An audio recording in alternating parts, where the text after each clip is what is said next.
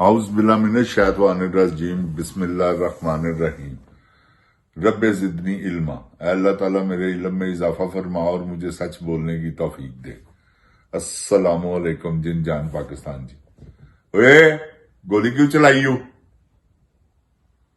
जिन जान पाकिस्तान जी? ये पाकिस्तान के आहिस्ता आहिस्ता हालात, मैंने आपको शायद आपको याद हो, मैंने आपको कहा था कि जिन जान पाकिस्तान जी इन्होंने सौदा कर लिया हुआ, पाकिस्तान को इन्होंने बेच दिया हुआ, इसराइल को तस्लीम करना है। अब यहां अंदाजा लगा लें कि इन्होंने अपनी फौज भेज दी है इसराइल के डिफेंस के लिए, हमास के मुखालिफ, कि उनको जाके ये कमजोर करेंगे। कमजोर से मुराद उनका असला लेंगे, उनको घेरे में डाल के या जिस तरह भी, तो उसके बाद इसराइल की फेवर ही करने गए हैं ना। सारे अखराजात किसने उठाने हैं? इनकी तनख्वाहें कौन देगा? इसराइल देगा। तो जिन जान पाकिस्तान जी, गुजारिश ये है कि जो निजाम है ना मुल्क का, वो अब क्योंकि ये लंदन प्लान बना ही इसलिए था, ये लंदन प्लानिंग जो हुई थी ना, वो इसीलिए हुई थी कि ये बीच में से सौदे हो चुके थे इनके, क्योंकि सौदे करने वाले तो और होते हैं, वजीर आजम या सदर के तो सिर्फ मशवरा होता है, फैसले तो किसी और ने करने होते हैं, आपको पता ही है। तो जो फैसले हुए हैं ना, उनके मुताबिक ये है कि वो डिफेंस करेंगे हम इजराइल फौज का। ये कैसी बात है? ऊपर से कह रहे हैं हम बैतुल मुकद्दस का डिफेंस करने के लिए, बैतुल मुकद्दस के लिए जा रहे हैं। जिन जान पाकिस्तान जी, जितना झूठ इन्होंने बोल डाला है ना, ये ज़वाला नहीं आना था पाकिस्तान। ये मैं आपको हकीकत कह रहा हूं। हर वक्त की गिरदान, वो भी झूठ की, और ऐसे ऐसे झूठ कि अल्लाह मान अल्लाह फीस, दिल डरता है। देखे ना कैसी बेवकूफों वाली सोच है इनकी। यहां से अंदाजा लगा लेंगे, मस्जिद वहां तस्वीर लगा दी अपनी कि मेरी तस्वीर लगाओ। बीबी इस तरह भी कदी को खच कवीने गराज वाली जी, इस तरह कदी नहीं कोई भी कामयाब होया जिस तरह तुसी होण टुर रहे हो। तुसी प्लानिंग दा सारे सब प्लानिंग तुहाडी है। वो लोला ते ओनू ते याद ही कुछ नहीं रहिंदा। प्यो ते रहिंदे, हुण हर गल भुल जांदी है। वो घंटे बाद रोटी जो खाना खादा वो भुल जांदा कि मैं की खादा। ते है जिन जान पाकिस्तान जी, इन्हां दा हाल है। ते डिफेंस इस वेले साडी जिहड़ी माशाअल्लाह बहादुर फौज है, अल्लाह ताला सलामत रखे, वो पाकिस्तान का डिफेंस तो कर नहीं सकी, क्योंकि ऐसे साढ़े 4 चुफेरे अपने हालात बड़े जबरदस्त खराब ने। ना साडे इंडिया नाल हालात ठीक ने, ना साडे अफगानिस्तान नाल ठीक ने।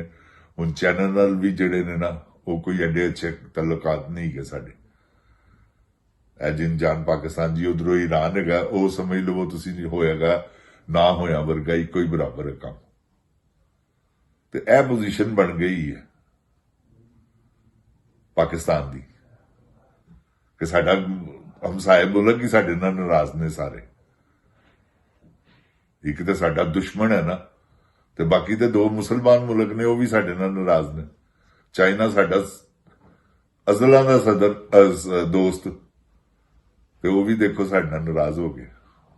तो जिन जान पाकिस्तान जी, किदी वजह है? कौन है इस गल दे पिछे? है ना कोई? वो एहो ही ने जिहड़े पाकिस्तान दा सौदा करन टुरे ने, पाकिस्तान दा सौदा करन टुरे ने जिन जान पाकिस्तान जी।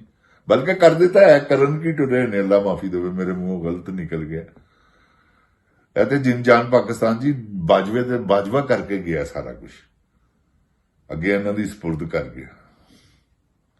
जिस तरह तुसी देखिया होगा, लारी च तुसी बैठे हो ਤੇ ਜਾ ਰਹੇ ਹੋ ਤੇ ਅੱਗੇ ਸਵਾਰੀਆਂ ਘੱਟ ਹੀ ਗਈਆਂ ਨੇ।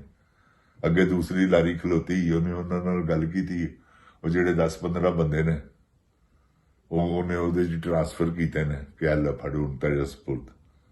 ਇਹੋ ਹੀ ਹੈ ਇਹਨਾਂ ਦਾ ਕੰਮ, ਕਿ ਲੈ ਫੜ ਹੁਣ ਤੇਰੇ ਸਪੁਰਦ। ਜਿਨ ਜਾਨ ਪਾਕਿਸਤਾਨ ਜੀ, ਅਸੀਂ ਬਹੁਤ ਵੱਡਾ ਗਲਤ ਕੰਮ ਕਰ ਰਹੇ ਹਾਂ।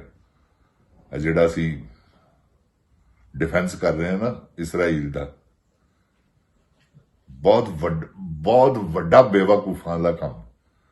ਸਾਡਾ ਕੰਮ ਹੀ ਨਹੀਂ ਉੱਥੇ ਫੌਜ ਭੇਜਣਾ। ਇਹ ਜੇ ਸਹੀ ਗੁਲਾਮੀ ਅਮਰੀਕਾ ਦੀ। ਤੁਹਾਡਾ ਕੀ ਖਿਆਲ ਹੈ ਇਮਰਾਨ ਖਾਨ ਦਾ ਭੇਜਦਾ ਫੌਜ? ਐਬਸੋਲੂਟਲੀ ਨਾਟ।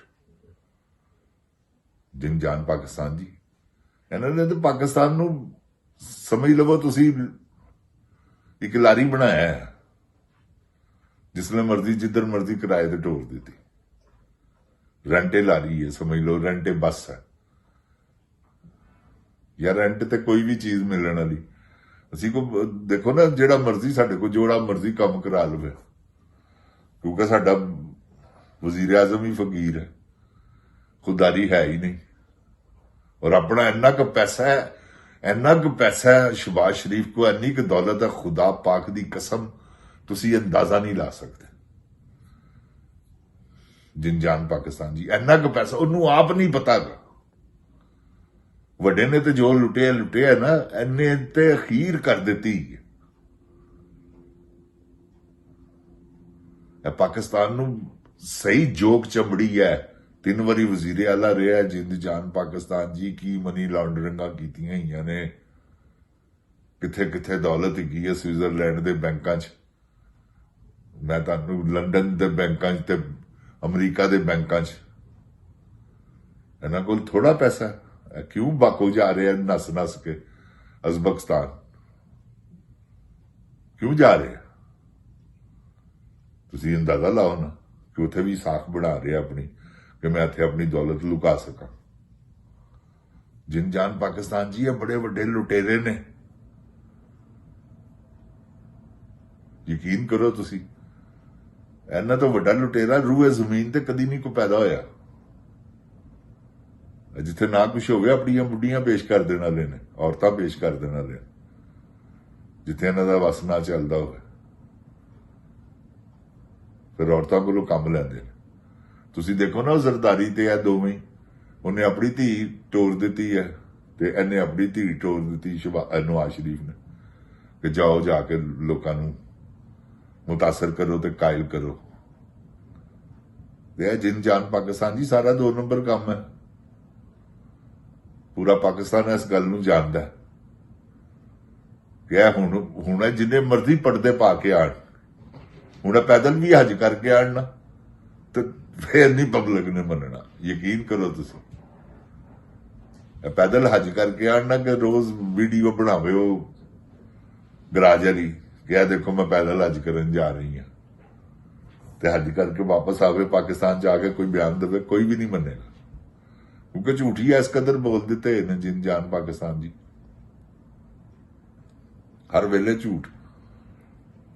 ਦੇਖੋ ਨਾ, ਉਥੋਂ ਲੰਡਨ ਤੋਂ ਆਣ ਲੱਗਿਆ ਨੇ ਕੀ ਕਿਹਾ ਵਾ, ਬਾਇਆ ਉਥ ਮੈਂ ਕਹਿਨੀ ਕਿ ਮੈਂ ਕੋਈ ਜ਼ੁਲਮ ਨਹੀਂ ਕੀਤਾ, ਨਾ ਮੇਰੇ ਅੱਬੇ ਨੇ ਕੀਤਾ। ਸਿੱਧਾ ਚਾਚੇ ਤੇ ਪਾ ਰਹੀ ਹੈ ਕਿ ਮੈਂ ਨਹੀਂ ਕੀਤਾ, ਚਾਚੇ ਨੇ ਕੀਤਾ। ਹੁਣ ਚਾਚਾ ਸਿੱਧਾ ਫੀਲਡ ਮਾਰਸ਼ਲ ਤੇ ਪਾ ਰਿਹਾ। ਉਹ ਕਹਿੰਦਾ ਜੀ ਬੜਾ ਸਕਸੈਸਫੁਲ ਆਪਰੇਸ਼ਨ ਕੀਤਾ, ਸਾਡਾ ਬੜਾ ਸਾਥ ਦਿੱਤਾ ਆਰਮੀ ਨੇ, ਔਰ ਇਹ ਸਾਰਾ ਆਪਰੇਸ਼ਨ ਕਾਮਯਾਬ ਕੀਤਾ।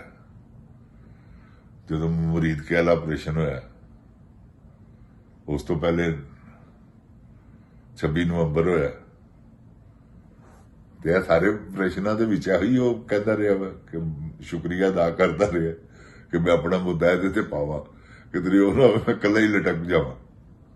ਇਹ ਬੜੇ ਚਲਾਕ ਨੇ ਜਿੰਦ ਜਾਨ ਪਾਕਿਸਤਾਨ ਜੀ, ਬਲਕਿ ਚਲਾਕੇ ਨੇ,